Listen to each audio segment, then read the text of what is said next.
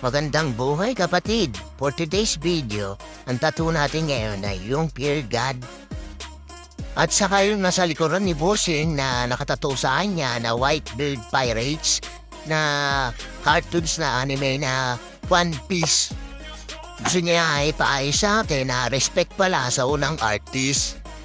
Siyempre lagi nating ink ay Arctic Ink by Sir Bong Arquines. Bago mag-start, syempre lagi nating aitin, wag nating kalimutan yan na mahirap ma-isumapit sa drive natin kasi minsan hindi na pumapasok yung egg sa balat ng kliyente natin. Lagi yung i-check yun.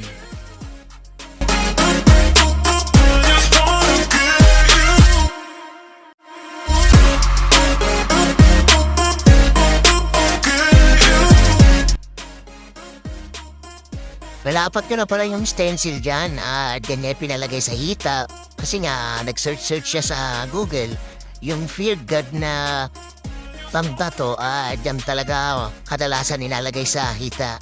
At bagay naman kay Bossing kasi malaking tao siya, matangkad. Yun, at isa rin yan na masakit din na part na yan. Pero kay Bossing, walang-wala lang, sanay na siya. Siyempre, dami yan ang tattoo eh.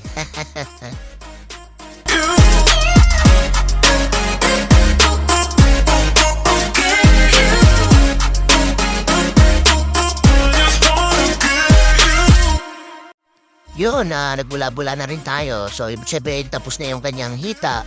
At maya-maya, isusunod naman natin yung nasa likod niya.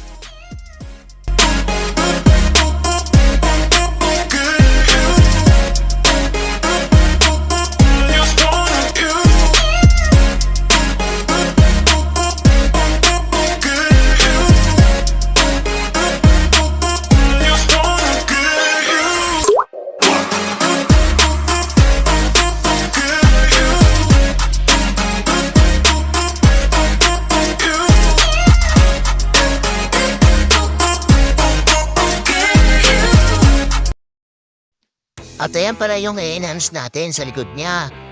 Ginawa ng unang artist, restrict pala po para sa unang artist na gumawa niyan. Napagdesisyon na ng ating bossing na ipa-enhance sa atin. At ang sabi ko sa kanya, bossing papabangisin natin, nalagyan natin shadow para mas gumanda. Nung nag-start na ako dyan, talagang wiinta si bossing sa likuran niya kasi talagang napakasakit talaga dyan, lalo na sa bandang tagiliran. Napapadaanan mo ng karayom, talagang napapayuko at napapakagat sa upuan si Bossing.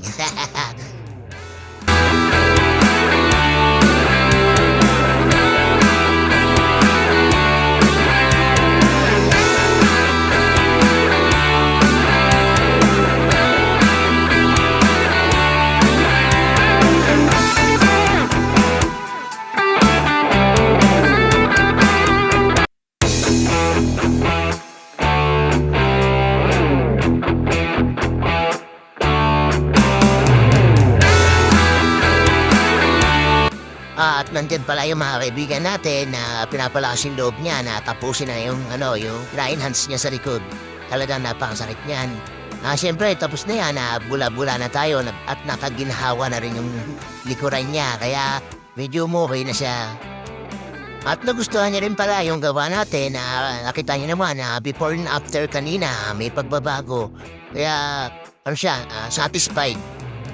Nga pala ulit, sa gustong magpa-tattoo, magpa-cover up na kaya natin tirahin at magpa-enhance sa mga tattoo, message nyo lang ako, Tattoo Ink JR sa Facebook.